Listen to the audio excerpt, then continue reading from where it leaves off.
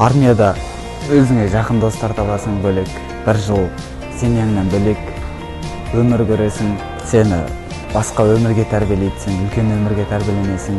Менің әріптестерім ішінде бұл іс-шарадан өздеріне қорытынды алып түсем деген кісілер бар. Сегодня мы провели мероприятие в Алматинском строительно-техническом колледже.